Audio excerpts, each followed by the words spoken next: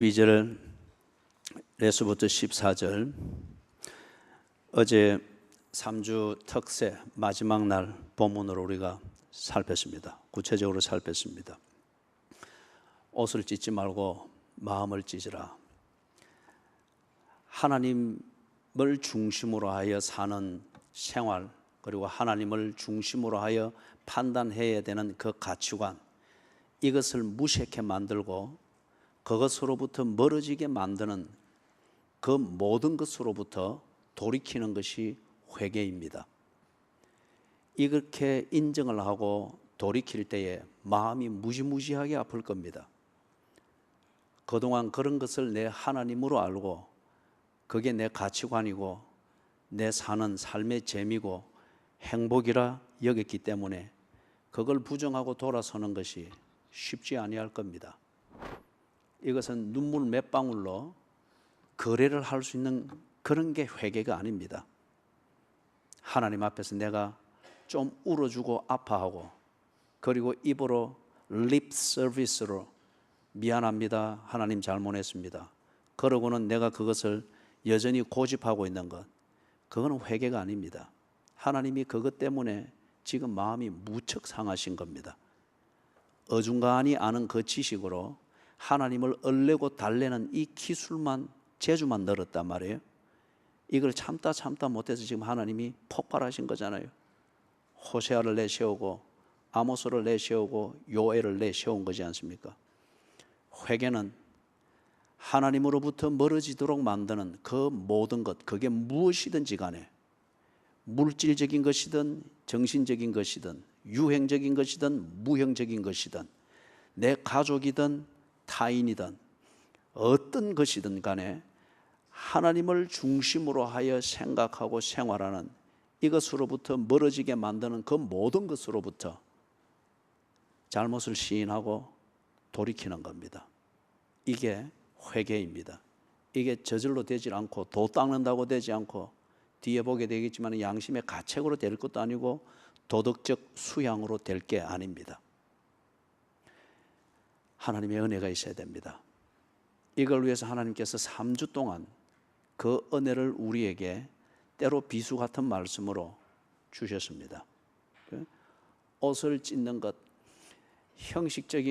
형식적이고 어떤 내 스스로의 불안감을 해소시킬 수 있는 그런 종류의 회개의 양식은 교회 생활을 웬만큼 한 사람들이면 다 노하우가 있습니다. 지 몸에 배인 게 있습니다. 그렇기 때문에 금식하는 것도 그 일환 중에 하나죠. 그래 하면은 뭔가 두려움과 양심의 가책을 카타르시스 할 수 있는 자기 자신의 종교입니다. 그런 식의 옷을 찢는 것으로서 이제 눈 가리고 아웅하는 거 하지 말라는 거죠. 요령 부리지 마라. 네 마음을 찢어라. 이게 무언지를 몰라서 그렇게 고민을 하고 있는 그런 교인들도 있을 겁니다. 그 자체가 어쩌면 기도의 몸부림일 수 있습니다. 더욱 고민하십시오. 더욱 몸부림을 치십시오. 하나님, 나는 괜찮은 것 같은데 왜 자꾸 회개하라고 합니까? 하나님 앞에서 불만을 해도 하나님 앞에서 불만을 하십시오. 질문은 학생의 바람직한 태도입니다. 그럴 때 선생이 대답해 줘야 될 책임이 있습니다. 그러나 따져 묻는 것은 학생의 건방진 태도입니다. 그것은 선생으로부터 벌을 받든지 강의실로부터 쫓겨나야 됩니다. 하나님 앞에서 불만을 가지되 당연히 가질 수밖에 없죠. 모르기 때문에. 그러나 하나님 앞에서 하십시오. 하나님께서 이 심정을 분명히 알게 하실 것입니다. 왜 하나님께서 이리 하시는가? 13절 하반절에 나오는 것 우리가 토요일 새벽에 보았죠. 원래 하나님의 성품이 이렇습니다. 은혜로우시고 자비로우시고 노하기를 더디하시며 인애가 크시사 뜻을 돌이켜 어떻게든지 돌보아 주려고 하고 하는, 이게 하나님의 본성입니다. 그런데 이 점잖으신 분이, 이 부드러우신 분이 이렇게 격렬하게 말씀하실 때는 오죽했으면 그리하겠습니까? 때로 천사같이 여겨지고 내 눈에 넣어도 아프지 않을 것 같은 자식이 그 나름대로 분노를 하면서 이렇게 할 때에 그 애가 할 수 있는 폭력 때문에 무서운 것이 아니라 이 천사 같은 놈이 어떻게 이렇게 분노를 발하나 하는 그게 그 심중을 헤아리잖아요. 이게 오늘 우리에게 필요합니다. 왜 하나님이 이리 잔인하게 말씀하시나? 참 기분 안 좋구만. 이거는 정말 미성숙한 자식이죠. 그렇지 않고 인애하고 자비로우시고 노하기를 더디하시는 하나님인데 왜 오늘 이러시나? 왜 싹 다 썰어버린다고 하시고 이러시나? 그 심중을 헤아릴 줄 아는 게 자식이죠. 그게 성숙한 자식이고 신뢰할 수 있는 자식입니다. 하나님이 그냥 성질 부리는 문제의 가장이 아니잖아요. 그죠? 미성숙한 그런 가장이 아니에요. 은혜로우시며 자비로우시며 노하기를 더디하시며 인애가 크신 분인데 오늘 왜 이러시나? 기분 나쁜 애 돌아설 문제가 아니고 그 심중을 헤아리는 겁니다. 그래서 14절 무언가 하나님과 대화의 끈을 이어갈 수 있는 그게 마련이 되는 거죠. 그래서 그분의 심중을 헤아릴 때에 하나님이 썰어버린단다. 그것을 되지 않기 위해서 숨을 자리, 피할 자리, 변명할 자리, 감출 자리, 이전에 해오던 그런 식의 요령 부리는 거 찾아가지고 또 형식적 금식하러 가고 뭐 생수 한 박스 사들고 금식하러 간답시고 금식 내내 생수나 퍼마시고 있고 그게 무슨 금식이에요? 그죠? 그게 내는 옷을 찢는 것으로서 마음을 또 숨기려고 하는 그런 자기 종교의식에 지나지 않는 거죠. 하나님의 심중을 헤아리니까 15절, 16절, 17절 같은 이 당연한 실천이 따라옵니다. 금식을 선포합니다. 금식은 진정한 의미에서는 죽겠다는 겁니다. 하나님의 마음을 이렇게 아프게 했는데 그러나 내가 무엇 때문에 그런지는 모르겠습니다. 그러나 하나님이 원래의 성품과 달리 이렇게 진노하시는 데는 뭔가 내게 문제가 있는데 그게 뭔지를 모르겠고 동시에 안다 한들 내가 고칠 능력이 없다 보니 하나님께 짐만 되는데 차라리 죽여주십시오. 하나님의 코에 나는 김이 그 연기가 될지언정 차라리 조금 괜찮을 때 죽어 주님께 영광이 되면 좋겠습니다. 그게 금식이지 않습니까? 그게 금식이단 말이에요. 말로 더 이상 내 자신을 아뢰길 수가 없고 그리고 하나님의 말씀을 들어 깨달을 수 있는 이게 더 이상 내 한계에 부닥치고 그러나 내 진심은 있고 나를 향한 하나님의 진심이 변함이 없다고 하는 이 분명한 확신에서 이 커뮤니케이션을 계속 만들어 가고자 할 때 금식이 있습니다. 그래서 거기 보니 거룩한 금식일을 정하라. 우리는 이번 금요일 금식일을 정합니다. 그리고 성회를 소집하라. 무언가 원하는 것을 얻고 변명을 하기 위하여서 하는 그런 기도회가 되지 않기를 원합니다. 성회가 되기를 원합니다. 그런 하나님, 인자하고 자비로우시고 노하기를 더디하시는 하나님이 왜 이렇게 진노하셨나? 그 하나님 앞에 우리의 진심을 보여드리고 그 진심 가운데에서 하나님의 처분에 우리를 맡기는 거룩한 성회, 그것을 위하여서 금요 기도회를 가지기를 원합니다. 16절 이하에서 16절에서부터 17절 초반절에 보니까 전 세대가 다 이 성회에 참여해야 될 책임을 지웁니다. 백성, 장로들, 어린이, 젖먹이, 신랑, 신부, 여호와를 섬기는 제사장들. 사랑하는 여러분, 시냇가에 심은 교회에 소속한 교인인 것을 스스로 인정하면은 금요일 성회를 다 준비하십시오. 그리고 금요일 성회에 다 참여하십시오. 그래서 하나님 앞에 회개하고 하나님의 심중을 헤아리는 이 일에 온 교회가 해야 합니다. 이럴 때 이 교회가 공동체로서의 가치가 있습니다. 하나님이 이렇게 진노하셔서 그 심정을 부들부들 떨고 계신데 그 앞에서도 감각 없이 그리고 요령이나 부리고 있다고 하는 것 같으면 이것은 이 공동체에 속할 자격이 없습니다. 아간입니다. 여러분이 진정 이 교회에 속한 교인일 것 같으면 이 교회를 향한 하나님 말씀 앞에 이 교회가 공동체적으로 반응하기를 원할 때 함께 해야 합니다. 헌금하느니 전도하느니 뭐 하느니 그거는 부차적인 문제예요. 이 1차적인 문제가 털어져 있을 때 그 전도가 무슨 의미가 있으며 그 헌금이 무슨 의미가 있으며 사람으로 채워지는 그게 그냥 저작거리에 지나지 않습니다.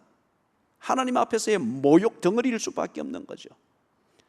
하나님의 구원이 사람의 숫자에 있는 것이 아니듯이 하나님의 기쁨이 사람의 숫자든지 재물의 양에 있는 것이 아닌 게 분명합니다. 그렇기 때문에 하나님께서 모욕감을 느낄 때에 더 이상 이 재물을 내 앞에 가져오지 말라고 중지시켰습니다.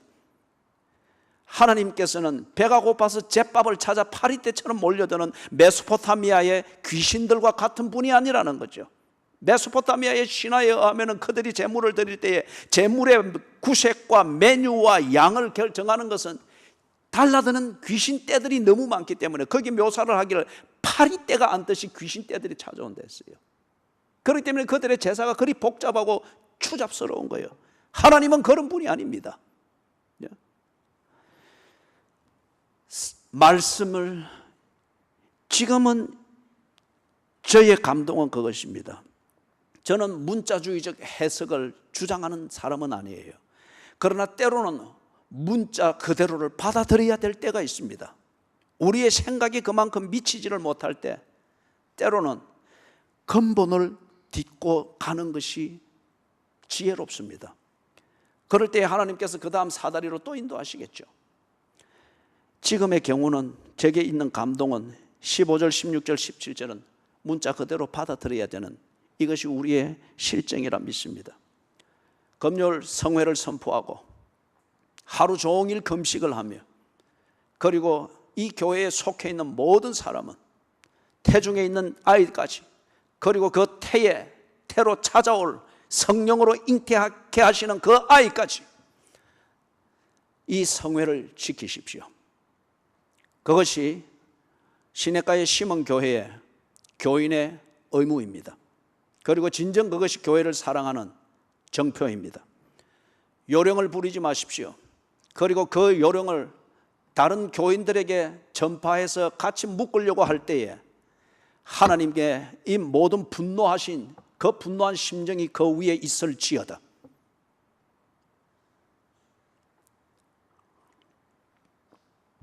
하나님 앞에 자기 자신을 세우십시오. 그리고 그 진실을 세우십시오. 여러분이 개인적으로 구원받은 자인가 아닌가 거기에 대해서는 하나님 앞에서 여러분 스스로 판단할 일입니다. 그러나 교회에 속한 교인으로서 그리스도인인가 아닌가 공동체가 하나님 앞에서 몸부림을 칠 때 그 앞에서 함께 몸부림을 치는 그런 공동체 의식이 있느냐 없느냐 이것입니다. 기도의 제목이 거기 나와 있습니다. 금요일 성회 때에 밤 8시부터 우리는 이 기도의 제목으로 말씀이 가르쳐 준 대로 기도할 것입니다. 17절에 세 가지가 있습니다. 주의 백성을 불쌍히 여기소서. 개인으로서 그리고 공동체로서 그리고 국가적인 차원에서 우리의 중심이 어떻게 되어 있는가를 돌이켜보며 주 앞에서 간절히 기도합니다. 울며 이르기를 여호와여 주의 백성을 불쌍히 여기소서. 여기서 운다고 하는 것이 옷을 찢는 그런 형식적인 곡하는 울음이 되어서는 아닙니다. 눈물은 우리의 진실을 표현하는 제3의 언어입니다. 그 의미로 이해를 해야 되겠습니다. 두 번째의 기도의 제목은 주의 기업을 욕되게 하여 나라들로 그들을 관할하지 못하게 하옵소서. 나라의 안정입니다. 나라의 안정입니다. 그리고 현재 나라의 상태가 어떤지 이 문제를 대하여서 우리 하나님 앞에 물으며 하나님의 평가를 기다리는 기도입니다.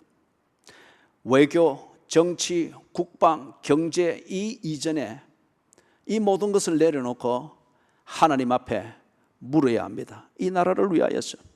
그리고 세 번째 기도 제목 어찌하여 이방인으로 그들의 하나님이 어디 있느냐 말하게 하시겠나이까. 선교 130년, 선교 140년의 역사라고 말하나 지금 분명 우리가 이 세 번째 기도의 제목과 같은 것을 두고 하나님 앞에서 참 업소해야 되고 수치심을 느끼며 주의 회복을 구해야 될 때입니다.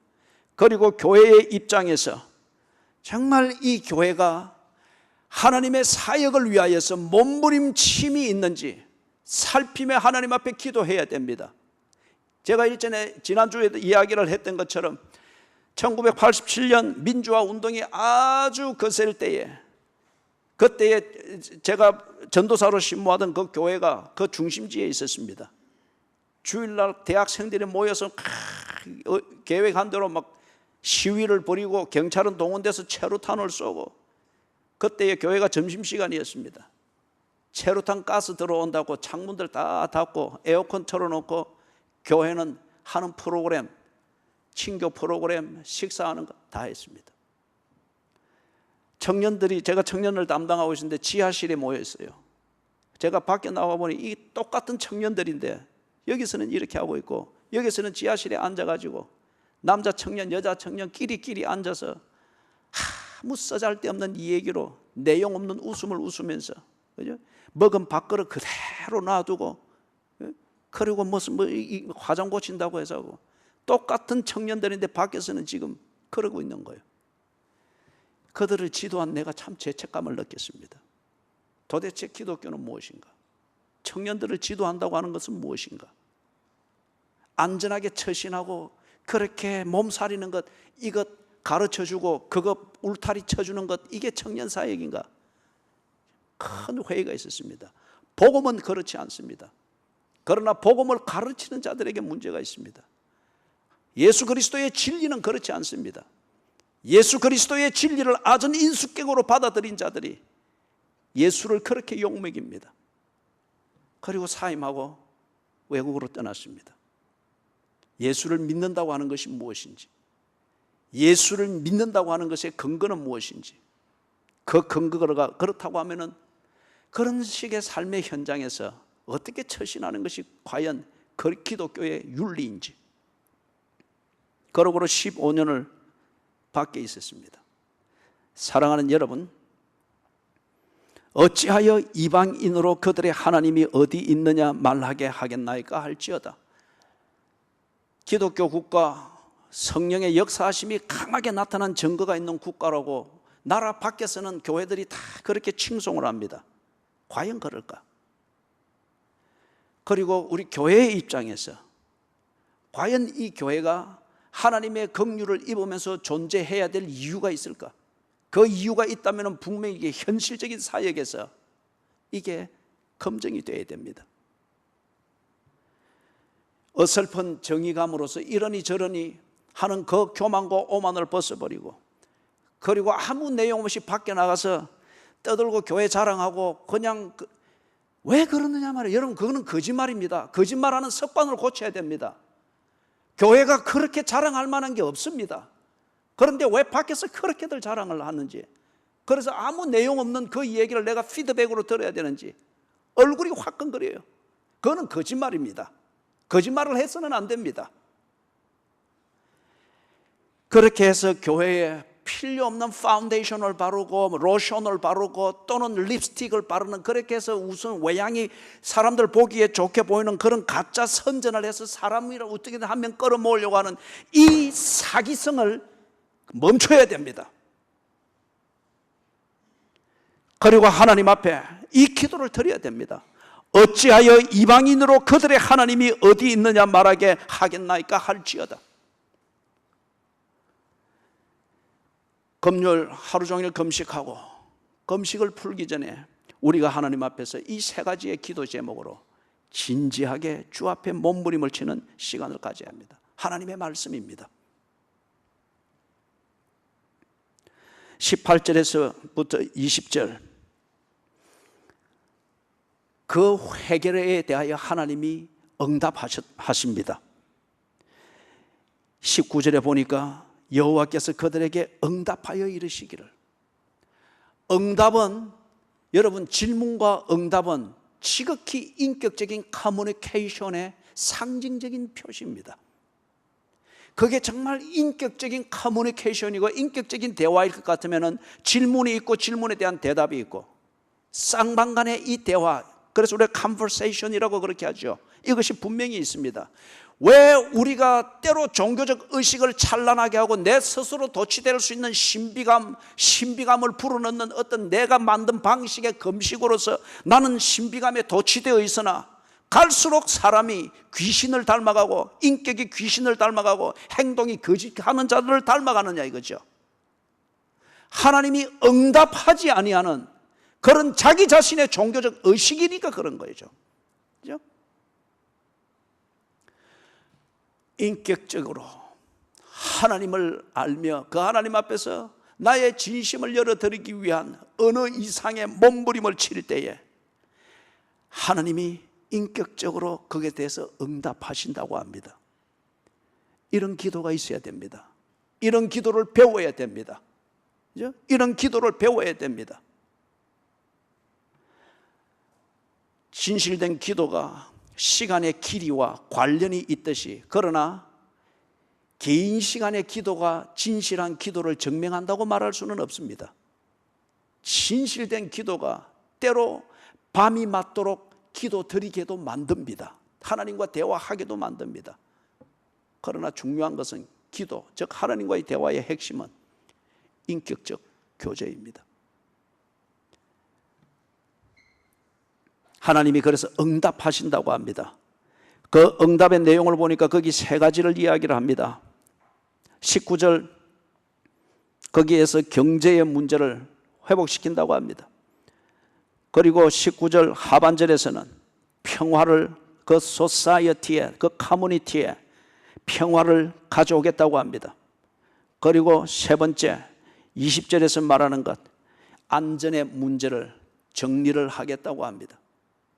경제와 사회의 평화와 그리고 안전의 문제를 하나님께서 정리를 하겠다고 합니다. 이것을 정리하는 것을 두고서 20절 마지막에 큰 일을 행하셨음이니라. 그렇죠, 큰 일입니다. 사람들이 그렇잖아요. 하나님께서 진노하셔서 삶을 주관하고 역사를 주관하는 하나님이 이렇게 뒤집으신다, 이것보다는 그 결과적인 현상으로서 평화가 깨어지고 늘 불안하고 그리고 안전, 이것이 보장이 안 되니까 늘 피난 보따리 싸놓고 생활해야 되고 경제는 뭔가 계획을 세울 필요도 없이 지금 짐바브웨가 그렇고 콜롬비아가 그렇듯이 돈을 화폐의 액면 가치로 평가하는 것이 아니고 무게로서 그 가치를 평가하는, 이게 무슨 경제입니까? 그죠? 경제의 개념이 있을 수가 없잖아요. 그들에게 있어서 이걸 어떻게 풀까? 거기에 대한 두려움과 걱정과 거기서도 자기의 것을 챙겨 먹고자 하는 아주 목숨을 건 그런 경쟁과 그런 노림수, 이것밖에는 없는 거죠. 풀 길이 없습니다. 그죠? 풀 길이 없어요. 이 일을 하나님께서 풀으신다. 그거는 정말 great work, 큰 일이 분명합니다. 왜 하나님께서 이 큰 일을 행하셨는가? 참된 회개에 대한 하나님의 응답이라고 합니다. 하나님의 손을 움직이는 것, 이 상황에서 하나님의 손을 움직이는 것은 딱 하나의 길뿐입니다. 천천의 수양과 만만의 어떤 그러한 수소로서 하나님을 감동시킬 수 있는 것이 아닙니다. 참된 회개입니다. 하나님의 심중을 헤아리면서 내 심정을 산 제사처럼 찍어 쪼개어 하나님 앞에 들은 말씀의 그 불로 태워 험량할 때에, 하나님이 험량하실 만한 산 제사로 드릴 때에 하나님께서 인격적으로 응답하시겠다고 합니다. 그게 우리의 입장에서는 평생토록 풀지 못했던 문제, 국가적으로도 풀지 못했던 문제, 그 모든 것을 순리를 따라 풀어주신다고 합니다. 이게 우리 눈에는 너무도 큰 일입니다. 21절 이하에서 21절에서부터 27절 사이에 하나님이 회복하시는 이 내용을 보다 구체적으로 정리를 해줍니다. 땅이여 두려워하지 말고 기뻐하며 즐거워할지어다. 정치체제, 사회의 형성, 사회의 구성 내용, 이것이 어떠냐에 따라서 그 땅이 살만한지, 그 땅을 도망가야 되는지. 사랑하는 여러분, 콜롬비아의 위기도 그렇잖아요. 약 250만 명이 그 땅을 버리고 가버렸잖아요. 그 중에 대다수는 중산층이고 엘리트들이잖아요. 그렇기 때문에 이 콜롬비아의 문제를 자체적으로 수습을 못합니다. 인적 자원들이 없으니까. 그죠? 정치 불안하죠. 경제 불안하죠. 사회 체제가 사회주의인지 민주주의인지 아니면은 마약 그 딜러들이 지배를 하는 마피아의 세계인지 정체성이 없습니다. 불안합니다. 그 땅이 거주할 만한 땅이 못 된다는 거죠. 무언가 나라를 위해서 일을 할 수 있는 중산층과 엘리트들이 다 빠져나갔습니다. 250만 명. 때로 이 나라의 사법의 정의에 대한 불만과 이해하지 못할 그 결과들을 보면서 피고인의 또는 원고인의 그 가족들이 기자회견을 하면서 이를 부득부득 가는 거. 나는 이 나라에 살지 아니할 거야. 나는 이 나라를 떠날 거야. 이런 뉴스들을 한 번씩 볼 때마다 정말 두렵습니다. 하나님께서 회복을 시키는데 그 땅이 살만한 땅, 거주할 만한 땅이 되겠다고 합니다. 정치 체제가 바로 잡히고 사회 형성을 하는 사회 구조가 바로 잡혀서 사람들이 그 땅에 거주할 만하도록 하겠다고 합니다. 그런 다음에 22절에 보니까 거기서 회복을 시키는 것, 자연 체계와 먹이 사슬이 제대로 선순환이 되도록 회복이 된다고 합니다. 먹이 사슬 체제가 끊어질 때에, 이것이 디스오더 될 때에 사랑하는 여러분, 그 사회는 불안해질 수밖에 없습니다. 23절에서 거기서 회복을 시키는데 시온의 자녀들아, 주민들의 정체성을 회복을 시키겠다고 합니다. 다른 말로 하면 하나님이 회복시키는 그 구체적인 내용 안에 실제적이다 말이에요. 하나님의 회복은. 하나님의 회복이라고 하는 이 레시피 하나 던져놓고 이것에 대해서 우리가 추상적인 그러한 상상과 추상적인 요리를 가지고 내 느낌에 좋은 대로 요리를 만들어내는 이것이 하나님의 응답과 요리가 아니라는 거죠. 하나님께서 회복을 하시는, 회복을 만드는 그 레시피를 지금 21절에서 디테일하게 우리에게 가르쳐 주시고, 이 레시피가 어떻게 작용을 해서 우리에게 진정 필요한 요리가 되는지, 삶이 되는지, 이걸 지금 디테일하게 보여주시는데, 처음에 말하는 게 거주할 만한 땅이 되겠다. 두 번째 말하는 게 너희들의 자연적 환경이 그것으로 하여금 어쩔 수 없이 너희들이 도망을 가야 되고 인간답지 못하게 사는 그런 일이 없도록 하겠다. 23절에서 너희들의 정체성을 분명히 회복하겠다. 그렇죠. 내가 누구인가를 모르면 너를 위하여서 일할 수 없습니다. 내가 누구인가를 모르면 목적은 내하고 아무 상관이 없습니다. 내가 누구인가를 모르기 때문에 목적이든 가치든 이게 내한테는 다 허황된 얘기로 들리는 거예요. 본능이 그에게 성경이 되어지고 본능적 욕구가 그에게 하나님이 되어지는 거예요. 네 정체성을 알게 하겠다. 너는 더 이상 피난민이 아니니라. 너는 더 이상 약소국가가 아니니라. 너는 더 이상 조공국으로서 종주국이 요구하는 대로 뭔가를 만들기 위해서 농사를 짓고 거래해야 되는 그런 조공국의 그런 식민지 국가의 그런 사람이 아니니라. 너는 시온의 자녀이니라. 하나님의 백성이니라. 하나님의 언약으로 보장되어진 신분을 가진 자이니라.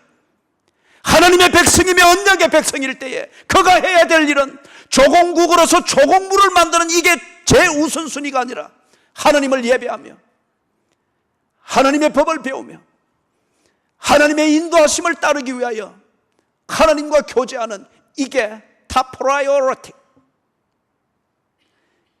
제일 우선순위가 되는 거죠. 그게 가치를 결정하고 그게 목적을 결정하는 그런 신분의 사람이라는 거죠.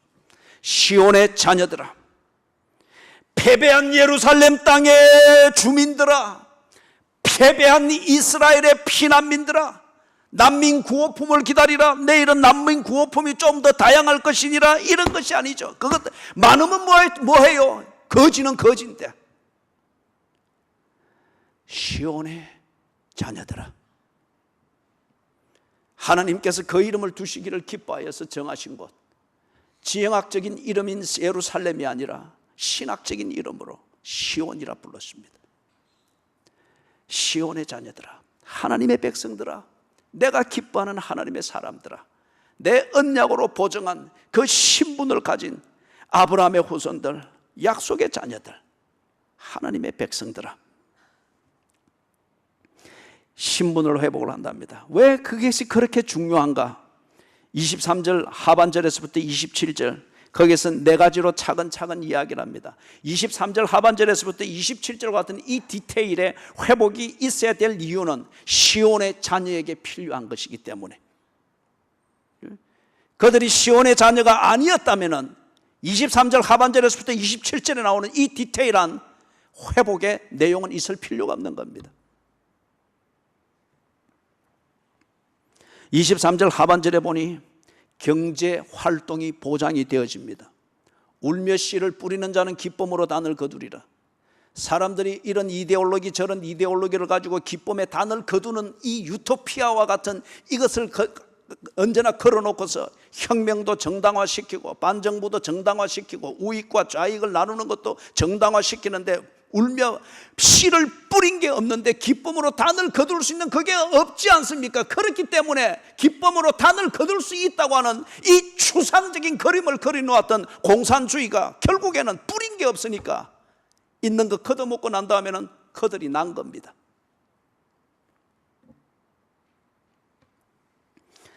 하나님께서 시온의 자녀답게 살도록 하기 위하여서 거기에 꼭 필요한 요건 중에 하나가 정의로운 경제 활동이 이루어져야 하는 겁니다. 그래서 울더라도 씨를 뿌릴 수 있는 이 땅을 주고 사회체제를 주고 그 환경이 마련될 것이라 이 회복을 약속을 하고 있습니다. 노동의 가치입니다. 정의로운 노동. 그래서 가정을 세우시는 하나님의 그 일하심을 볼 때에 시편 127편 128편을 읽어보면 거기서 수고한 대로 그 열매를 먹게 되는 이 노동하고 노동의 가치를 거기서 강조를 하고 있죠. 일하지 아니하는 가정이 하나님의 복을 받을 것이라 생각하지 마십시오. 그때 말하는 복은 그 게으름을 깨달을 수 있도록 해주는 게으름의 열매인 가난을 보게 합니다. 수치를 보게 합니다. 일하지 아니한 자는 먹지도 말라고 했습니다. 이것이 성경이 우리에게 가르치는 진리입니다. 기회가 없어서 일하지 못하는 것, 기회가 없어서 노동의 가치를 배우지 못하는 것, 이것은 하나님이 해결을 해준다고 합니다. 그래서 23절 하반절에서 경제 활동이 보장이 되어지면서 울더라도 씨를 뿌릴 수 있는 이 기회가 정당하게 주어지는 것을 말하고, 24절 25절에서 평화로운 일상이 회복되는 것을 이야기를 하고 있습니다. 이게 왜 중요하죠? 일상에 집중할 수 있는 것, 이게 곧 평화지 않습니까? 평화는 빈둥빈둥 놀면서 지 하고 싶은 것을 하고 지 먹고 싶은 대로 먹고 아무 일도 하지 아니해도 도둑도 들지 않고 강도도 만나지 않고 병도 걸리지 않고, 그거는 무통 주사 달고 지옥 가게 하는 겁니다. 그런 것은 없습니다. 하나님도 일하셨습니다. 그리고 하나님이 지금도 일하고 계십니다. 그래서 그분을 가리켜서 신실하다 그러고 그분을 가리켜서 신뢰할 수 있다고 그러죠. Faithful and sincere. 그분이 일하고 계신데 그분의 형상대로 지음받은 인간의 삶이 노동이 없고 노동으로부터 자유한 이것을 두고서 평화, 그것은 기독교와 전혀 상관없는 또 다른 종교입니다.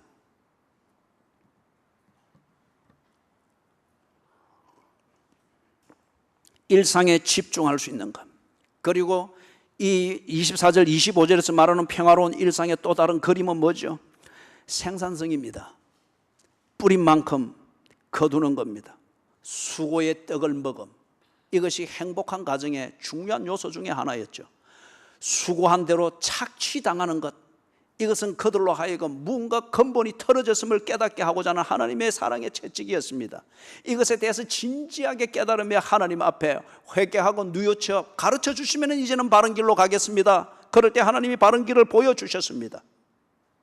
뿌린 만큼 거두게 하는 것, 수고의 떡을 먹게 해주기 위해서 약탈하고 전쟁하고 환경에 뒤틀어진 것 때문에 가뭄으로 빼앗기는 이것을 하나님께서 차단해 주신다고 합니다. 창조주만이 하실 수 있는 일이죠.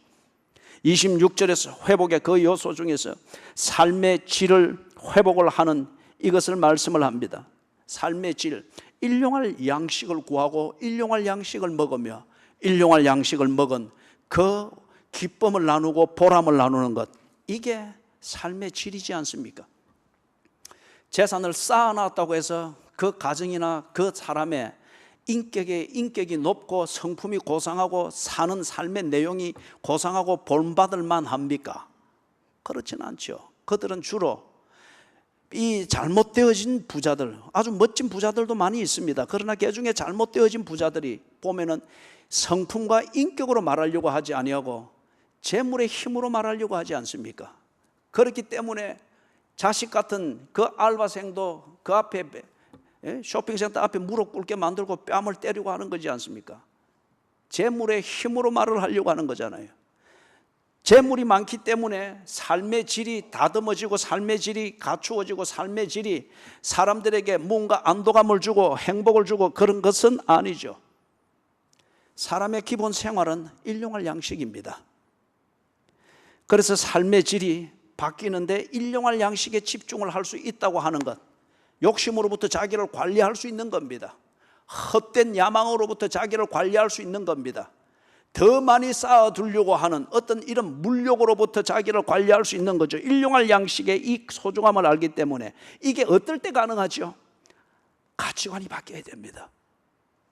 성경이 우리에게 가르쳐주는 가치관은 하나님 중심, 성경 중심, 교회 중심이었습니다.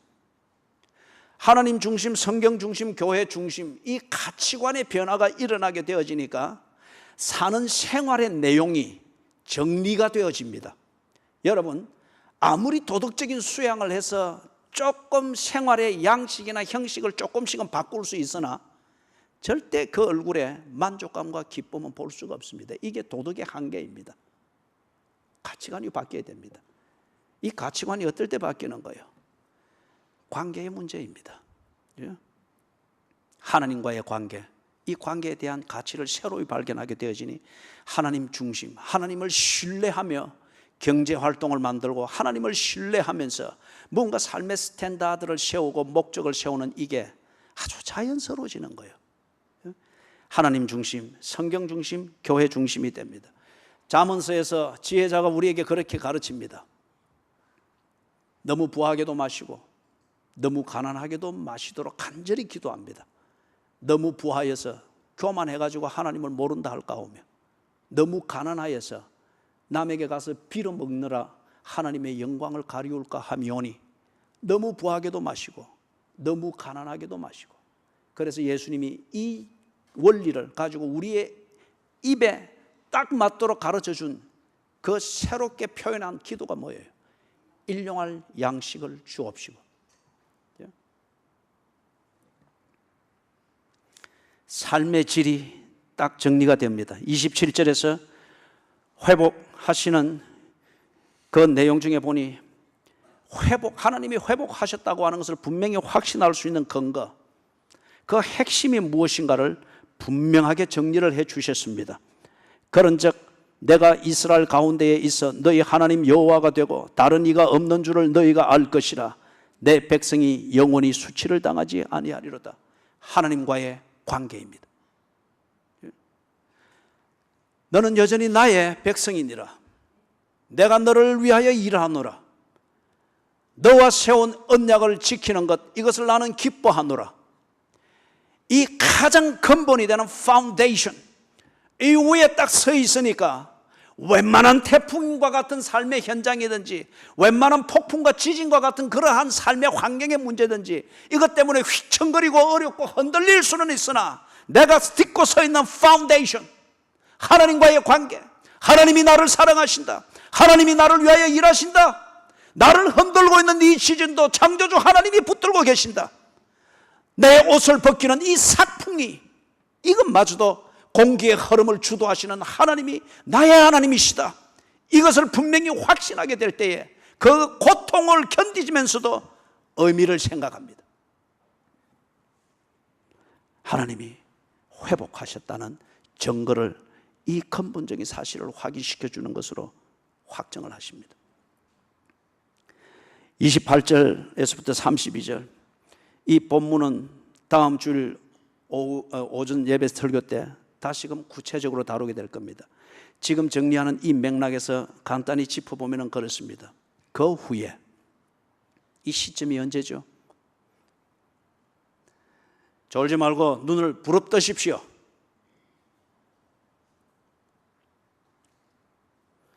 그 후에 이 시점이 언제입니까? 회개하고 그 회개에 대한 하나님의 응답으로 회복이 일어난 때입니다. 우리가 대나 깨나 성령 주십시오 하고 막 몸부림치고 뭐 그래 할 때에 성령이 계시다고 하는 것을 현상적으로 경험하게 하는 하나님의 응답이 있을 수 있습니다. 그렇다고 하여 그게 성령이 임해서 여기서 말하는 대로 내 영이 네게 임했다 이렇게 말할 수는 없는 거예요. 성령이 계시고 성령이 역사하시고 성령이 임하신다고 하는 이 분명한 진리를 깨닫도록 하기 위해서 현상적인 성령께서 타치하는 것을 경험한 사람들이 얼마나 많아요. 그 중에 하나가 사울 왕이잖아요. 그 타치해줌이 얼마나 강렬했던지 옷을 훌훌 다 벗어버렸고 선지자들 속에 있으면서 자기도 무슨 말인지도 모르고 뭐 방언과 같은 것이겠죠. 그러면서 엑스타시 이 현상에 잠겨서 내 스스로 만든 것이고 이 분위기가 만든 것이라 말할 수 없는 분명한 초월적인 그 상황을 경험을 했습니다. 그럼에도 불구하고 사울은 하나님의 말씀을 순종하는 사람이 아니었습니다. 그가 성령의 사람이 아니라는 거예요. 우리가 이 과정과 관계없이 성령이 계신 것과 성령이 우리에게 임하시고 그리고 통치하신다는 이 진리를 깨닫고 확인할 수 있는 현상적 경험들은 할 수 있습니다. 그래서 그런 의미에서 방언도 할 수 있고 그럴 때 그 방언은 성령이 내 안에 내재하시면서 하는 기도로서의 방언이 아니에요. 단지 기적적인 어떤 현상을 경험할 뿐입니다. 병을 고칠 수도 있고 병이 나을 수도 있고 그런 기적과 같은 것들을 경험할 수 있습니다. 그러나 그 자체를 두고서 성령이 내게 임했다, 성령이 내 안에 계신다, 내가 성령의 통치를 받는다, 그렇게 말할 수 없다는 거예요. 이 성령의 이름으로 얼마나 거짓된 것들이 많은지, 이 성령의 이름으로 이 조국 한국의 교회를 이 지경으로 만들어 놨잖아요. 지금 바울이 그랬고 성경 전체가 말하듯이 여기 28절에도 말하듯이 성령이 내 안에 내재하신다. 그리고 나를 통치하신다. 그 사람이 어떤 사람입니까? 참된 회개를 거치며 하나님의 응답을 받고 그 하나님께서 새로운 삶으로 이끄는 회복을 보는 사람입니다. 그럴 때 이제 이 사람이 이 회복의 그 진정성에 검증할 수 있는 시금석이 뭐죠? 성령이 내재할 때에 그분의 통치를 받을 수가 있다는 거죠. 그래서 바울이 고린도전서에서 말한 것처럼 너희 몸이 하나님의 성전인 것과 그 안에 하나님의 성령이 계시는 것을 알지 못하느냐. 참된 회개를 거부하고 그리고 하나님의 이 회복을 받으면서 트랜스포메이션 되어지지 아니하면은 성령이 내주하는 것을 꼭 귀신처럼 취급을 하는 거예요. 그래서 성령의 이름으로 죄를 짓습니다. 성령의 이름으로 망할 짓을 합니다. 성령의 이름으로 교회를 분열시키고 성령의 이름으로 신학을 교란시킵니다. 성령이 계시다고 하는 것, 그 임재를 부정할 수 없도록 우리에게 경험하게 하는 이 현상적 경험이 있을 수 있습니다. 그것으로서 내가 성령 받았다 의시되지 마시라 이거죠. 사울 왕이 그 이상의 경험을 했습니다. 그러나 그는 버렸습니다. 버림받았습니다. 주의 영이 그를 떠나니라. 28절 여기서 나오는 내가 내 영을 만민에게 부어줄 것이다. 여기서 말하는 이 만민, 이것은 앞에 성회를 선포하고 전 세대가 다 나왔잖아요. 만민입니다. 그래서 이 영을 부어주실 때에 하나님께서 고르게 하고 회복시켰습니다. 정치체제, 사회체제, 환경, 경제활동 이 모든 것들이 딱 정리가 되어졌습니다. 그러나 28절이 이루어지기 이전까지는 하나님의 은혜를 입고 하나님의 임재를 확신하고 하나님의 언약, 그대로 하나님이 우리를 위해서 일하시고 그 하나님의 인도하심을 따르는 이것이 예수를 믿는 것이고 이것이 신앙인이다라는 이 분명한 정리된 생각이 있습니다. 가치관이 있습니다. 그리고 그것에 대한 삶의 실천은 변화되어진 양심과 도덕적 통제를 가지고서 합니다. 그런데 여러분, 우리의 양심을 믿을 수가 없습니다. 어느 때가 되면 우리의 양심이 나의 죄성과 이기주의를 합리화시키는 내 종교로 작용을 합니다. 그렇기 때문에 예레미야 선지자를 통해서 하나님께서 양심껏 생활하고 있는 당시의 유다 사람들 중에서 개중에 그 일부를 보고서 지적을 했죠. 만물보다 심히 부패한 것이 뭐라고요? 사람의 마음이라고 했습니다. 양심입니다. 도덕, 이것이 우리로 하여금 뭔가 많은 처신을 하게 해줍니다만, 그러나 이 도덕이 언제나 우리로 하여금 긴장하게 만듭니다. 사람의 눈을 의식하게 만들어 자기를 처신하게 만듭니다. 그렇기 때문에 결과적으로 도덕은 우리로 하여금 위선자가 되도록 만듭니다. 겉은 그럴싸합니다. 겉은 목사 같습니다. 처신하는 거 보면 장로 같고 권사 같습니다. 그런데 속을 한 걸음만 더 들어가면 요령 피우고 있습니다. 한 걸음만 더 들어가면 잔재주 부리고 있는 거예요. 도덕입니다. 그렇기 때문에 양심과 도덕을 가지고서 일순 좀 깨끗하게 살 수 있으나 근본적인 것은 양심과 도덕은 우리로 하여금 목적을 향하여 나가도록 만들지 않습니다. 기껏 할 수 있는 것이 양심과 도덕으로 우리를 신앙생활 바로 하고 이렇게 교회생활 바로 하고 처신하도록 만들어주는 이 도움이, 우리에게 주는 도움이 현상 유지가 최선입니다. 현상 유지가 최선입니다. 현상 유지는 시간이 가면 곧 떨어집니다. 그런데 이렇게 트랜스포메이션 되었을 때에 하나님께서 하나님의 영을 부어주시겠다고 합니다.